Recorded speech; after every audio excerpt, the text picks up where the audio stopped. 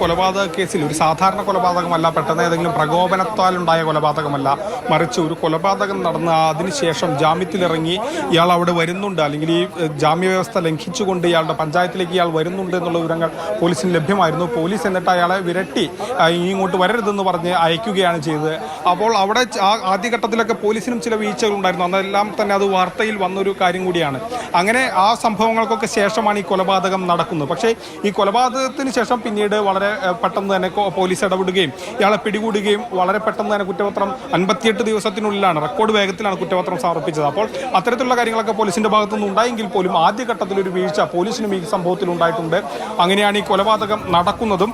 ഏതായാലും അതിനുശേഷം ഇപ്പോൾ വളരെ ആ പ്രദേശവാസികൾക്കൊക്കെ തന്നെ ഇയാൾ ഇപ്പോഴും ഭയമാണ്. നമ്മൾ ഈ കേസിലെ പ്രധാന സാക്ഷിയായ പുഷ്പയുടെ വീട്ടിലേക്ക് നമ്മൾ പോയിരുന്നു. നമ്മൾ നേരത്തെ കൊടുത്ത സ്റ്റോറിയിലൊക്കെ തന്നെ പുഷ്പയുടെ വീടും കാണിച്ചിരുന്നു. പുഷ്പ ഈ സംഭവത്തിന് ശേഷം തമിഴ്നാട്ടിലേക്ക് താമസം മാറുന്ന സാഹചര്യമാണ് ഉണ്ടായത്. അതിൽ ഇയാളെ ഭയന്നിട്ട് കൂടിയാണ്. ഈ കേസിലെ പ്രധാന സാക്ഷിയാണ്. അവർ സാക്ഷി പറയാനെത്തിയിരുന്നു. സാക്ഷി പറഞ്ഞതിന് ശേഷം ഏതെങ്കിലും കാരണവശാൽ ഇയാൾ വരുമോ, ജയിൽ ചാടിയെങ്കിലും വരുമോ എന്നൊക്കെ ഭയം കൊണ്ട് തന്നെ തമിഴ്നാട്ടിലേക്ക് അവർ താമസം മാറ്റുന്ന സ്ഥിതി വരെ ഉണ്ടായി. അപ്പോൾ അത്രമാത്രം ഭയമാണ് ആ പ്രദേശവാസികൾക്ക് ഇയാളോടുള്ളത്. ഇയാൾ വന്നാൽ ഇനി ആരെയാണ് കൊല്ലുക എന്നുള്ളൊരു ഭയമൊക്കെ തന്നെ ആ പ്രദേശവാസികൾക്കുണ്ട്. അപ്പോൾ എന്താണ് ഇനി ചെന്താമരയ്ക്കുള്ള ശിക്ഷ എന്നുള്ളത് അറിയണം. ഏതായാലും ശ്രീജ നേരത്തെ സൂചിപ്പിച്ച പോലെ തന്നെ ഒരു കൊലപാതകം അല്ലെങ്കിൽ പെട്ടെന്നുണ്ടായിരുന്ന ഒരു പ്രകോപനത്തിൻ്റെ മേലുള്ള ഒരു കൊലപാതകം പോലെയല്ല ഇത്. ഒരു കൊലപാതകം നടത്തി അതിനുശേഷം ആ കേസിലെ ഇരയായിട്ടുള്ള ആളുകളുടെ ബന്ധുക്കളെ കൊല്ലുന്നു എന്നുള്ളതാണ്. ചെന്താമര യാതൊരു കൂസലുമില്ലാതെയാണ് ഈ കോടതി വിധി കേട്ടത്. എന്തെങ്കിലും പറയാനുണ്ടോ എന്ന ചോദ്യത്തിന് ഒന്നും പറയാനില്ല എന്നുള്ളതായിരുന്നു ചെന്താമര പറഞ്ഞത്, കോടതിയോട് പറഞ്ഞത്. ഏതായാലും തന്നെ തൂക്കിക്കൊല്ലാൻ വിധിച്ചോളൂ എന്നും ഒരു പ്രസ്താവവും ചെന്താമരയുടെ ഭാഗത്തു നിന്ന് ഉണ്ടായി എന്നുള്ളതാണ് കോടതിക്കുള്ളിൽ നിന്ന് ഉള്ള റിപ്പോർട്ടുകൾ വരുന്നത്.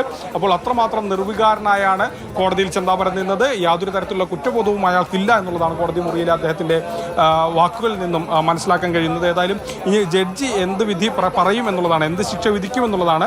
ഈ ശിക്ഷാവിധി ഒരുപക്ഷെ ഇന്നുണ്ടാകാൻ സാധ്യതയില്ല എന്നുള്ളതാണ് നമുക്ക് അറിയാൻ കഴിയുന്നത്. കോടതിക്ക് അകത്തു നിന്നുള്ള റിപ്പോർട്ടുകൾ വരുന്നത് ഇന്ന് ഒരുപക്ഷെ ശിക്ഷാവിധി ഇന്നുണ്ടായിരിക്കില്ല. ചെന്താമര കുറ്റക്കാരനാണെന്ന് കണ്ടെത്തി. പക്ഷേ ഈ രണ്ട് വകുപ്പുകൾ BNS 103/1 അതോടൊപ്പം തന്നെ 126/2 ഈ രണ്ട് കേസ് വകുപ്പുകളുമാണ് തെളിഞ്ഞിരിക്കുന്നത്. ഇതിൽ പ്രധാനമായിട്ടും കിട്ടാവുന്ന ശിക്ഷ രണ്ടാണ്. അതായത് ഒന്ന് കൊലക്കുറ്റമാണ്. കുറ്റത്തിന് കിട്ടാവുന്ന രണ്ട് ശിക്ഷകൾ ഒന്നെങ്കിൽ വധശിക്ഷ, അതല്ലെങ്കിൽ ജീവപര്യന്തം എന്നുള്ള രീതിയിലാണ്. അപ്പോൾ അതിലെന്ത് ശിക്ഷയാണ് ലഭിക്കുക, ചെന്താമരയ്ക്ക് ലഭിക്കുക, ഇത് രണ്ടുമല്ലാതെ മറ്റേതെങ്കിലും ശിക്ഷ ലഭിക്കാനുള്ള സാധ്യതയുണ്ടോ തുടങ്ങിയ കാര്യങ്ങളൊക്കെ തന്നെ ശിക്ഷാവിധി ഇനി പ്രസ്താവിക്കുമ്പോഴേ അറിയാൻ കഴിയൂ. അതൊരു പക്ഷേ ഇന്നുണ്ടാകാൻ സാധ്യതയില്ല എന്നുള്ളതാണ് കോടതിക്കുള്ളിൽ നിന്ന് വരുന്ന റിപ്പോർട്ടുകൾ. നേരത്തെ ഇയാളെ കോടതിയിൽ ഹാജരാക്കാൻ കൊണ്ടുവന്നപ്പോഴൊക്കെ ഇയാളുടെ കൊലവിളിയൊക്കെ കേട്ടിരുന്നു. അതായത് എൻ്റെ കുടുംബം ഇല്ലാതാക്കിയവരെ ഞാൻ കണ്ടെത്തും, അവരെ ഇല്ലാതാക്കും എന്ന രീതിയിലുള്ള ഒരു കൊലവിളിയൊക്കെ കോടതി വളപ്പിലടക്കം കണ്ടതാണ്. അപ്പോൾ ആ സാഹചര്യത്തിൽ കോടതി ഇതിനെയൊക്കെ മുൻകാല ചരിത്രം, മുൻപ് ഇതേ കുടുംബത്തിലെ ഒരാളെ ഇല്ലാതാക്കിയത്, അതിൽ ജാമ്യത്തിൽ കഴിയുമ്പോൾ ആ കുടുംബത്തിലെ മറ്റു രണ്ടുപേരെ കൂടി കൊല്ലുന്നത്, അതിനെയൊക്കെ വളരെ ഗൗരവത്തോടെ തന്നെ കാണുകയാണെങ്കിൽ ഒരു പരമാവധി ശിക്ഷയിലേക്ക് പോകാനുള്ള സാധ്യത എത്രത്തോളമാണ്?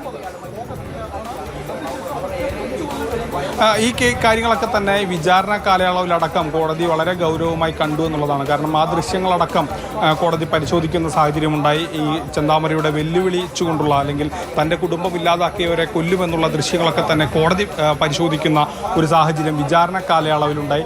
അപ്പോൾ അതിനെയൊക്കെ ഗൗരവത്തോടു കൂടിയാണ് കാണുന്നത്. അതോടൊപ്പം തന്നെ ഇതേ കോടതിയിൽ നിന്നാണ് കുറച്ച് നാളുകൾക്ക് മുൻപ് ചെന്താമരയ്ക്ക് ജീവപര്യന്തം ശിക്ഷ കോടതി വിധിച്ചതും. അത് സജിത വധക്കേസിലാണ്. അപ്പോൾ അതിൻ്റെ ഒരു പശ്ചാത്തലം കൂടിയുണ്ട്. അപ്പോൾ ഇത് ഒക്കെ കൂടി കണക്കെടുത്തുകൊണ്ടുള്ള ഒരു വിധി ആയിരിക്കും ഉണ്ടാവുക. വിധി എന്തായിരിക്കും എന്നുള്ളത് നമുക്ക് ഒരുപക്ഷെ പറയാൻ കഴിയില്ല. അത് കോടതിയുടെ പരിഗണനയിലിരിക്കുന്നതാണ്. പക്ഷേ BNS 103 ലഭിക്കാവുന്ന ശിക്ഷകൾ, 103/1 ലഭിക്കാവുന്ന പരമാവധി ശിക്ഷ എന്ന് പറയുന്നത് വധശിക്ഷയാണ്, അതല്ലെങ്കിൽ ജീവപര്യന്തം. ഈ രണ്ട് ശിക്ഷകളാണ് സാധാരണ ഈ വകുപ്പ് തെളിഞ്ഞാൽ, അതായത് 103 എന്ന് പറയുന്ന വകുപ്പ് തെളിഞ്ഞാൽ സാധാരണ പ്രതിക്ക് നൽകാറുള്ളത്. ചെന്താമരയ്ക്കും ഏകദേശം ഒരു കുറവ് ശിക്ഷയൊന്നും ലഭിക്കാനുള്ള സാധ്യതയില്ല. കാരണം അയാളുടെ ഹിസ്റ്ററി പരിശോധിക്കുമ്പോൾ പോലും അത്ര നല്ല ഹിസ്റ്ററി അല്ല. ഈ നിരന്തരമായി തന്നെ ഒരു സാമൂഹിക വിപത്താണ്, അല്ലെങ്കിൽ സാമൂഹികമായ പ്രശ്നമുള്ള ആളാണ്. ഒരു കൊലപാതക കേസിൽ ശിക്ഷിക്കപ്പെട്ട ആളാണ്. ഇതേ കോടതിയാണ് കുറച്ച് മാസങ്ങൾക്ക് മുൻപ് ചെന്താമര ഇതിനു മുൻപുള്ള സജിത വധക്കേസിൽ പ്രതിയാണെന്ന് കണ്ടെത്തിയത്. അപ്പോൾ അങ്ങനെയുള്ള പശ്ചാത്തലങ്ങളൊക്കെ ഉണ്ട്. അതനുസരിച്ച് തന്നെ ചെന്താമരയ്ക്ക് ഉയർന്ന ശിക്ഷ കിട്ടാനാണ് സാധ്യതയുള്ളത്. ഏതായാലും ഈ ശിക്ഷാവിധി ഒരുപക്ഷെ കോടതിക്കകത്ത് നിന്നുള്ള ചെന്താമരയുടെ പ്രതികരണം കൂടി വരുന്നുണ്ട്. കോടതി ചോദിച്ചു എന്തെങ്കിലും പറയാനുണ്ടോ എന്ന് ചോദിച്ചപ്പോൾ ഒന്നും പറയാനില്ലെന്ന് പറയുന്നു. എന്തായാലും കൊലപാതക കുറ്റം തെളിയുകയും ചെയ്തു. തൂക്കിക്കൊന്നാലും കുഴപ്പമില്ല എന്നതാണ് ചെന്താമരയുടെ നിലപാട്. അതായത് അയാൾക്ക് ചെയ്ത കാര്യങ്ങളിൽ യാതൊരു പശ്ചാത്താപവുമില്ല. എന്താണോ ഒരു കൊടും ക്രിമിനൽ എന്താണോ അതാണ് അയാൾ ഇപ്പോൾ കോടതിയിലും പ്രകടിപ്പിക്കുന്നത്. തീർച്ചയായും, അതായത് യാതൊരു തരത്തിലുള്ള മനസ്താപമോ ചെന്താമരയ്ക്കില്ല. നമ്മൾ ഈ കേസിൻ്റെയൊക്കെ തന്നെ പല വിചാരണ ഘട്ടങ്ങളിലൊക്കെ തന്നെ കോടതിയിൽ എത്താറുണ്ട്. അപ്പോഴൊക്കെ തന്നെ നമ്മൾ ചെന്താമരയെ കാണാറുണ്ട്. യാതൊരു തരത്തിലുള്ള ഒരു കൂസലോ പശ്ചാത്താപമോ ഒന്നുമില്ലാതെയാണ് ചെന്താമര അവിടെ കോടതിയോടൊക്കെ തന്നെ സംസാരിക്കാറ്.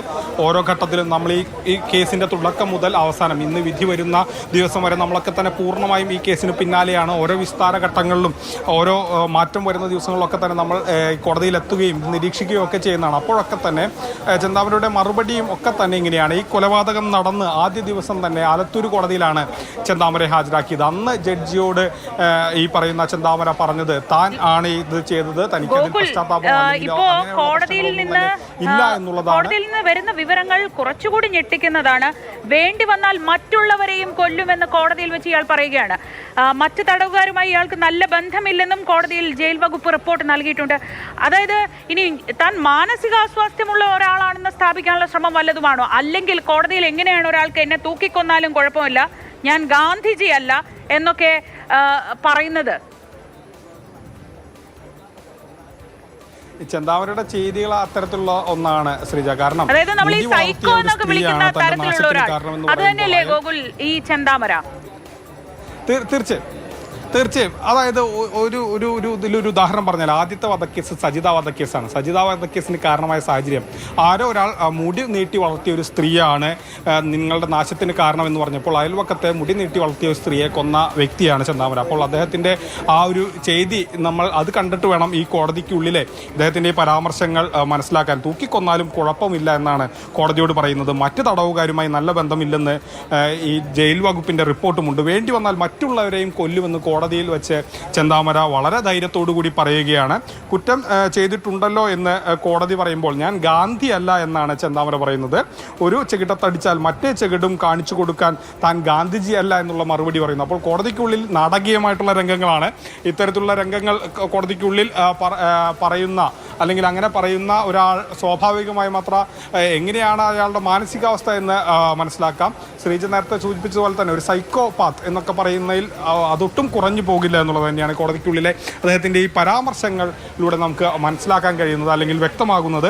യാതൊരു തരത്തിലും കോടതിയിൽ സാധാരണ ഇങ്ങനെയുള്ള രംഗങ്ങളൊന്നും തന്നെ നമ്മൾ ഈ കേട്ടുകേൾവി പോലുമില്ല. തന്നെ തൂക്കി കൊന്നോളൂ എന്നൊക്കെ തന്നെ ഏതെങ്കിലും കേസിലെ പ്രതികൾ പറഞ്ഞിട്ടുണ്ടോ എന്നുള്ളതും സംശയമാണ്. അങ്ങനെയൊന്നും തന്നെ പറയുന്ന സംഭവങ്ങളൊന്നും തന്നെ നമ്മുടെ കോടതി റിപ്പോർട്ടിങ്ങിലൊന്നും തന്നെ അധികം ഭാഗമായിട്ടില്ല. അതിലൊരു പ്രധാനപ്പെട്ട കാര്യമാണ് ഇയാൾ എങ്ങനെയാണ് കോടതിയോട് കൂടി ഇടപെടുന്നത്.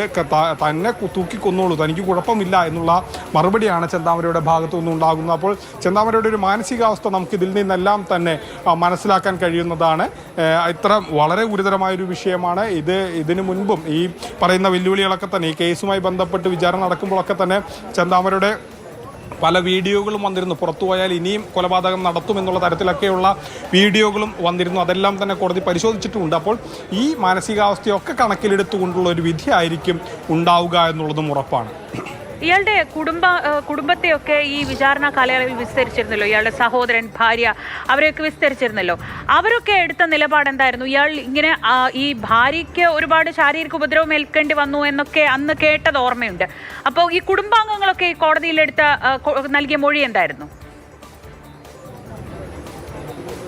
അതായത് ഈ കേസിൽ ചെന്താമരയുടെ ഭാര്യ ചെന്താമരയ്ക്കെതിരെയാണ് മൊഴി നൽകിയത്. പക്ഷേ ഈ കേസിൽ 4 പേർ, ഏകദേശം 98 പേരെയാണ് ഈ വിസ്തരിച്ചത്, പ്രോസിക്യൂഷൻ വിസ്തരിച്ചത്. അതിൽ 4 പേർ കൂറുമാറിയിരുന്നു. ഈ 4 പേരിൽ ഒരാൾ ചെന്താമരയുടെ സഹോദരനാണ്. സഹോദരൻ കൂറുമാറി, അതോടൊപ്പം തന്നെ സഹോദരൻ്റെ ഭാര്യ കൂറുമാറി, മറ്റൊരു സുഹൃത്തും കൂറുമാറിയവരുണ്ട്. അതോടൊപ്പം തന്നെ ഈ കേസിൽ ഒരു ദൃക്സാക്ഷി കൂടി കൂറുമാറുന്ന സാഹചര്യമുണ്ട്. അങ്ങനെ 4 പേരാണ് ഈ കേസിൽ കൂറുമാറിയത്. അതിലൊരാൾ ചെന്താമരയുടെ സഹോദരനാണ്. അവർ എടുത്ത നിലപാട് അത്തരത്തിലുള്ളതാണ്. അവർക്ക് കോടതിയിൽ പോലീസിനോട് ഇത് സംബന്ധിച്ച്, അതായത് സഹോദരൻ്റെ മൊഴി താൻ ഈ കൊലപാതകം നടത്തിയെന്ന് ചെന്താമര സഹോദരനോട് സമ്മതിച്ചു എന്നുള്ളതാണ്. ആ മൊഴി കോടതിയിൽ വെച്ച് ചെന്താമരയുടെ സഹോദരൻ മാറ്റുന്ന സാഹചര്യമാണ് ഉണ്ടായത്, കൂറുമാറുന്ന സാഹചര്യമാണ് ഉണ്ടായത്. മറ്റുള്ള ബന്ധുക്കൾ, അതായത് ഭാര്യ അടക്കമുള്ളവർ പക്ഷേ ചെന്താമരയ്ക്കെതിരായ മൊഴിയാണ് നൽകിയത്. ശരി, കോടതിയിൽ നിന്ന് വളരെ കൗതുകകരമായ വിവരങ്ങളാണ് വരുന്നത്. സാധാരണ നമ്മൾ ഒരു കോടതിയിൽ വിചാരണ നടക്കുമ്പോൾ, പ്രത്യേകിച്ച് ഒരു കൊലക്കേസിൽ വിചാരണ നടക്കുമ്പോഴൊക്കെ വരുന്നത് ആ കുറ്റം ചെയ്തയാൾ അല്പം കുറ്റബോധത്തോടെ അല്ലെങ്കിൽ സംഭവിച്ചു പോയി എന്ന തരത്തിലൊക്കെയുള്ള ഒരു നിലപാടൊക്കെ എടുക്കുന്നതാണ് കണ്ടിട്ടുള്ളതെങ്കിൽ കോടതിയിലും വെല്ലുവിളി തുടരുകയാണ് ഈ പോത്തുണ്ടി ഇരട്ട കൊലപാതക കേസിലെ പ്രതിയായ ചെന്താമര. അന്ന് തന്നെ ഇയാളുടെ മാനസികാവസ്ഥ, അതൊരു കൊടും കുറ്റവാളിയുടെ മാനസികാവസ്ഥയാണ് എന്നതൊക്കെ വിവരങ്ങൾ അക്കാലത്ത് തന്നെ പുറത്തു വന്നിരുന്നു. ഈ കൊലപാതക സമയത്ത് തന്നെ പുറത്തു വന്നിരുന്നു. എഴുതാൻ പറ്റുന്നത് എഴുതിക്കോ എന്ന് ജഡ്ജിയോട് പറയുന്ന ഒരു കുറ്റവാളിയെ കുറിച്ച് ആലോചിച്ച് നോക്കൂ. ഇയാൾ പുറത്തിറങ്ങിയാൽ ഈ സമൂഹത്തിനുണ്ടാക്കുന്ന ഉപദ്രവം എന്തായിരിക്കും എന്നത് കോടതിക്ക് തന്നെ ഊഹിക്കാൻ കഴിയുന്ന വിധത്തിൽ. ഒരു തവണ ജാമ്യത്തിൽ പുറത്തുവിട്ടപ്പോൾ 2 പേരുടെ ജീവനെടുത്താണ് ഇയാൾ മടങ്ങിയത്. അപ്പോൾ പുറത്തുവിട്ടാൽ എന്താകുമെന്ന് കോടതിക്ക് തന്നെ ബോധ്യപ്പെടുന്ന രീതിയിലുള്ള നിലപാടുകളാണിപ്പോൾ പ്രതി ചെന്താമര കോടതിയിൽ സ്വീകരിക്കുന്നത്.